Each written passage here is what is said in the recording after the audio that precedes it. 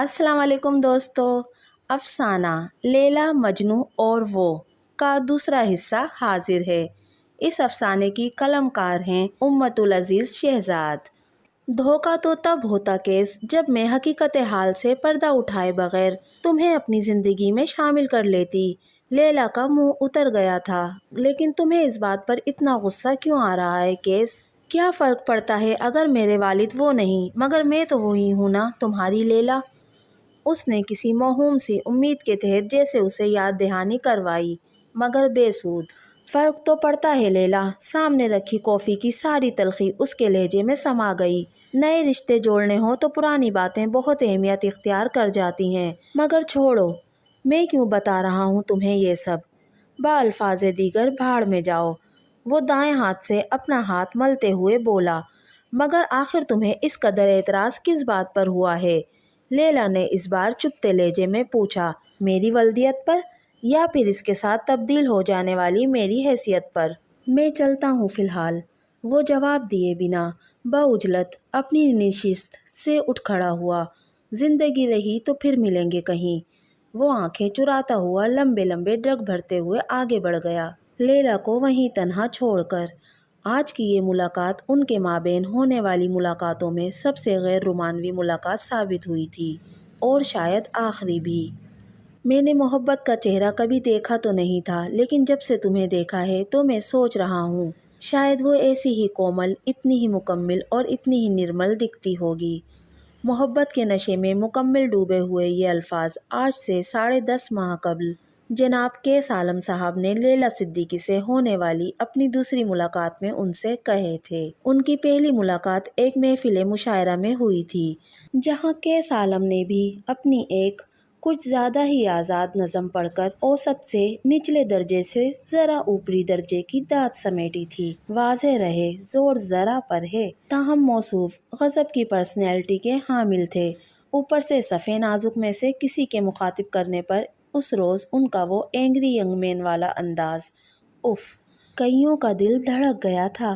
کچھ نے دھڑکتے دل کے ساتھ ان کی فیس بک آئی ڈی بھی پوچھ ڈالی لگے ہاتھوں، اور یہ بھی بتا ڈالا کہ وہ آج ان کی نظم سننے کے بعد ان سے کس قدر متاثر ہوئی ہیں کہ بس فین ہی بن گئی ہیں گویا۔ اور ان سارے بیانات پر ایک لمحے کے لیے بھی شک نہ کرتے ہوئے، حالانکہ کرنا چاہیے تھا، کہ اس نے فی الفور ان بیانات پر نہ صرف یقین کر لیا بلکہ اپنی آئی ڈی دے کر فلاں فلاں چیزیں ضرور لائک کر کے شیئر کریں کا ٹکڑا بھی لگا دیا۔ یہ تو ہوا ان لڑکیوں کا ذکر جو اس روز ان کی مداح بن گئی تھیں، جبکہ کچھ ایسی بھی تھیں جو خود انہیں مداح سرائی پر مجبور کر گئی تھیں۔ ان میں ایک لیلا بھی تھی، خوبصورت، باوقار۔ وہ اس کی طرف خود بڑھا تھا، تعارف تو ہو ہی چکا تھا، بعد میں ان کی دوستی ہو گئی۔ لیلا تعلیم یافتہ، ماڈرن اور باعمل لڑکی ضرور تھی، مگر اس کے دل میں ایک نفیس طبع، خوش شکل، صاحب ذوق جیون ساتھی کی خواہش بھی پنپتی تھی، اور کیس انہی خصوصیات کا حامل شخص دکھائی دیا تھا اسے۔ اس کے علاوہ باتیں بھی دل موہ لینے والی کیا کرتا تھا، سو اس کا اسیر ہوئے بنا کوئی چارہ نہ تھا، لہٰذا ہو گئی۔ وہ مشینی قسم کی لڑکی تھی، مگر اب بری طرح اس کی عادی ہوئی جا رہی تھی، یا شاید اس نے بڑی محنت شاقہ سے لیلا کو اپنا عادی بنا ڈالا تھا۔ وہ اپنی شاعری اس کے نام سے منسوب کیا کرتا، اس کے حسن کی تعریف میں زمین و آسمان کے قلابے ملا ڈالتا، وہ اپنے الفاظ کا سحر پھونکتا تھا، لہٰذا خوبصورت لفظوں کی شیدائی لیلا مشہور ہوتی گئی، اور سحر زدہ انسان وہی کچھ دیکھ سکتا ہے جو اس کا ساحر اسے دکھائے۔ مگر کچھ اور لوگ بھی تھے جو ساحر کے سحر کے دائرہ کار سے باہر تھے، اور انہی میں سے ایک بیلا تھی، مگر یہ بیلا آخر تھی کون؟ O M G! پپو نے کیس کی زبانی اس کی اور لیلا کی آخری ملاقات کا احوال سن کر اپنا ماتھا بے بس زنانیوں کی مانند بری طرح پیٹ ڈالا۔ ارے او کمکلے، یہ کیا غضب کر آیا تو؟ کم از کم مجھ سے تو پوچھ لیتا۔ کلے پر سیدھا ہاتھ رکھے وہ اپنی چھوٹی چھوٹی آنکھیں نچا کر از حد تعسف سے بولا۔ پپو بھی کیس کی طرح اپنی فیلڈ میں محنت کر رہا تھا۔ پپو اور کیس 2 کمروں کا یہ ملگجا سا فلیٹ شیئر کرتے تھے۔ پپو کا تعلق حیدرآباد سے تھا، جبکہ خود کیس کے گھر والے جن میں والدہ، چھوٹا بھائی اور 3 بہنیں شامل تھیں۔ نواب شاہ کے رہائشی تھے، جبکہ وہ خود اپنی قسمت آزمانے کراچی چلا آیا تھا۔ یہ اور بات کہ قدم قدم پر قسمت اسے آزما رہی تھی۔ فی الحال تو باہر کیس اور پپو ایک فلیٹ میں رہتے رہتے اچھے دوست بن چکے تھے۔ خود کو درپیش مسائل کے بارے میں ایک دوسرے سے مشورے کرنے کے علاوہ زندگی میں آگے کے لائحہ عمل کے متعلق بھی وہ اکثر تبادلہ خیال کر لیا کرتے تھے۔ مفید اور کارآمد نادر مشوروں کا لین دین بھی معمول تھا۔ اس میں مشورہ کرنے والی کیا بات تھی؟ وہ سنگل بیڈ پر نیم دراز سگریٹ نوشی کرتے ہوئے منہ بنا کر بولا، یوں بھی اس لے پالک کو متھے لگا کر کیا ملتا مجھے؟ جائیداد میں سے پھوٹی کوڑی بھی نہیں ملتی لے پالک کو۔ کیس نے پپو کی معلومات میں اضافہ کیا۔ او میری بہن، او ہو، میرا مطلب ہے کہ بھائی۔ پپو نے گڑبڑا کر جلدی سے اپنا جملہ درست کیا۔ تیری یہ جلد بازیاں ہی تو بری لگتی ہیں قسم سے مجھے، وہ منہ بنا کر بولا اور لیٹے ہوئے کیس کے برابر بچھے سلوٹ زدہ چادر والے سنگل بیڈ پر آ بیٹھا۔ ارے تو اس سے بات تو کرتا رہتا، تو نے تو اس روز کے بعد اسے پلٹ کر پوچھا تک نہیں، ایسے تو وہ ہاتھ سے نکل جائے گی۔ ویسے ہی کتنی مشکلوں سے اپنی غریبی کا احساس دلا دلا کر اسے پیسے نکالنے پر مجبور کیا تھا تو نے۔ پیسے ہوں گے ہی کہاں اس کے پاس جو نکالتی؟ کیس چمک کر بولا۔ اتنے عرصے میں ڈھنگ کا ایک گفٹ تک تو دیا نہیں تھا اس نے مجھے، اس بات کا تو اب مجھے خیال آ رہا ہے۔ او یار، اس کے بے نقط بولتے رہنے پر پپو کچھ بے مزہ سا ہو کر اسے ٹوک بیٹھا۔ پوری بات تو سن لے پہلے۔ اس کے بولنے پر وہ خاموش ضرور ہو گیا، تاہم منہ کے زاویے اب بھی بری طرح بگڑے ہوئے تھے۔ پپو نے اپنی بات جاری رکھی۔ صدیقی کی سگی بیٹی نہیں تھی تو کیا ہوا؟ انہوں نے اسے بیٹی بنا تو رکھا تھا۔ کیسے شاہانہ ٹھاٹ باٹ سے رہتی تھی، اپنی ذاتی گاڑی دوڑائے پھرتی تھی۔ پھر صدیقی صاحب نے اپنی کمپنی میں اچھی پوسٹ بھی دے رکھی تھی اسے۔ پھر جائیداد کا ہوکا تم نے کیوں کرنا تھا، بے وقوف آدمی؟ ارے سونے کا انڈا دینے والی مرغی تھی وہ تیرے لیے۔ تو خود سوچ، بھلے سے اسے صدیقی صاحب کی جائیداد میں سے کچھ ملتا یا نہ ملتا، لیکن اگر وہ اپنے ڈیئر انکل سے اپنے منہ سے کسی چیز کی فرمائش کر دیتی تو کیا انکار کر دیتے وہ اسے؟ مگر ہے نا تو ایک جاہل انسان، ہمیشہ جلد بازی سے کام لیتا ہے۔ بھائی بڑا ہی اثر ہے تجھ پر شیطان کا قسم سے۔ وہ لفظ چبا کر اور گردن بے ماں آنکھیں مٹکا کر بولتا گیا، اور کیس کی پہلے سے کشادہ آنکھیں ضرورت سے کہیں زیادہ کھلتی چلی گئیں۔ واقعی اس نہج پہ تو اس نے سوچا ہی نہیں تھا۔ کیسا گھامڑ اور واقعی جاہل انسان ہی تو تھا وہ۔ یہ باتیں تو میرے ذہن میں آئی ہی نہیں تھی یار، وہ کفِ افسوس ملتے ہوئے تڑپ کر بولا۔ بس اس کی اصلیت جان کر ایک دم ہی دھچکا سا لگا تھا دل کو۔ ظاہر سی بات ہے، 10 ماہ کی محنت کی تھی میں نے باقاعدہ اس پہ۔ یار تو جانتا ہی ہے یہاں ترقی کرنا اتنا آسان کب ہے؟ انسان اگر شارٹ کٹس تلاش نہ کرے تو پھر کیا کرے؟ وہ زمانے بھر کی مظلومیت اپنے لہجے میں بھر کر بولا۔ اسی لیے تو کہہ رہا ہوں جلدی فون کر اسے، 2-4 چکنی چپڑی باتیں کر کے منا لے اسے، ایسا نہ ہو کہ کہیں دیر ہو جائے۔ یوں بھی باتیں بنانا تو تیرے بائیں ہاتھ کا کھیل ہے۔ وہ آخر میں دائیں آنکھ میچ کر خباثت سے ہنسا تو اس بار کیس بھی کھل کر مسکرا دیا۔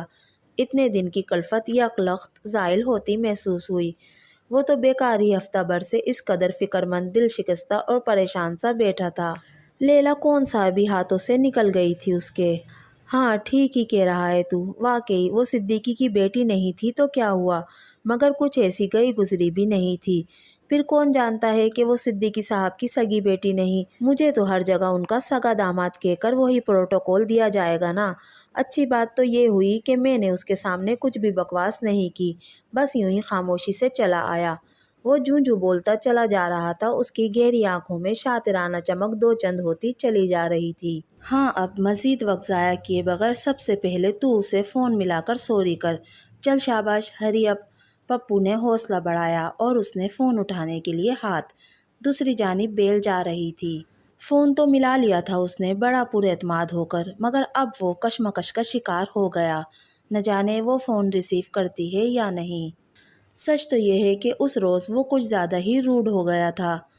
ہیلو، مگر خیر گزری، لیلا نے فون بند ہونے سے پہلے فون اٹھا لیا۔ ہررا، یعنی ابھی دیر نہیں ہوئی، شکر۔ کیس کا دل بلیوں، کتوں بلکہ گدھوں کی طرح لوٹلیاں کھانے لگا۔ پپو نے بھی بڑے مدبرانہ بلکہ فلسفیانہ انداز سے مسکرا کر گردن اس بات میں ہلا کر اس کی حوصلہ افزائی کی۔ ہیلو لیلا، وہ زمانے بھر کی چاہت اپنے لہجے میں بھر کر بولا۔ میں کیس، کہو کیسی ہو؟ اوہ تو تم ہو؟ لیلا کی سرد مہر سی آواز اس کی سماعت سے ٹکرائی۔ کہو آج میری یاد تمہیں کیسے آ گئی؟ وہ اجنبی سے لہجے میں بولی۔ یاد تو تمہاری روز آتی تھی لیلا، وہ اپنی آواز میں جذب ضرورت سے زیادہ بھر کر بولا۔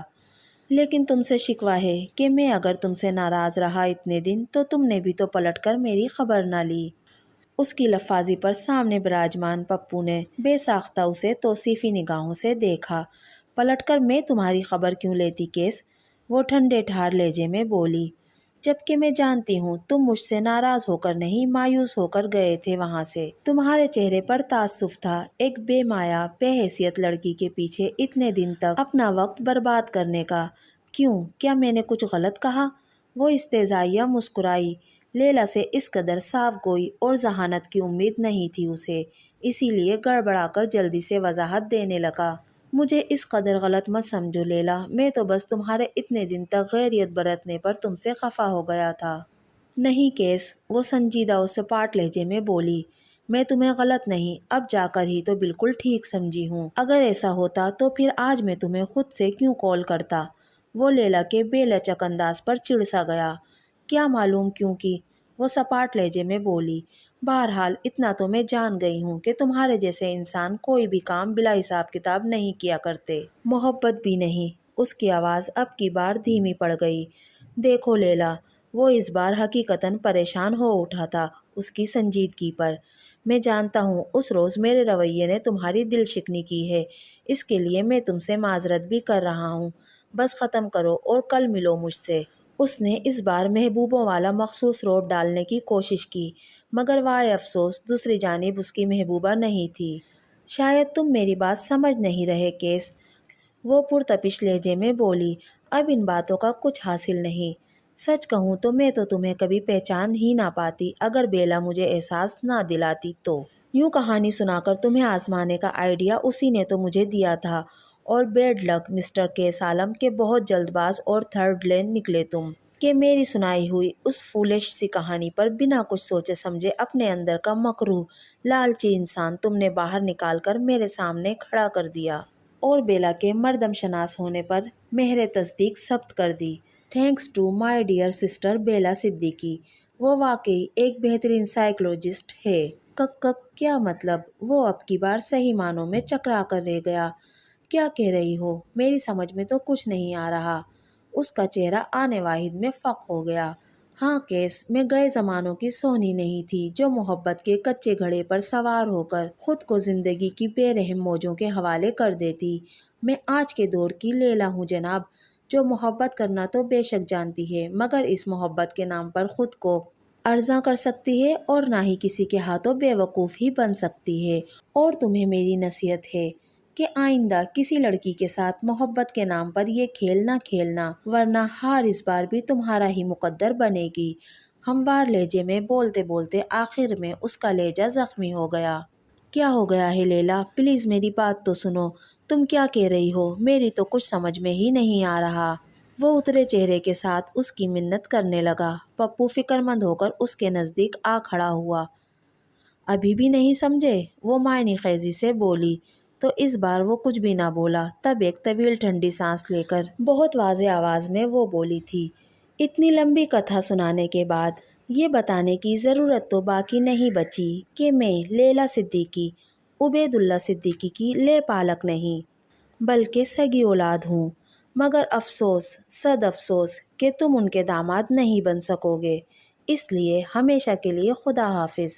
اس نے اپنے الفاظ کے ایٹم بم گرانے کے بعد باعجلت فون بند کر دیا۔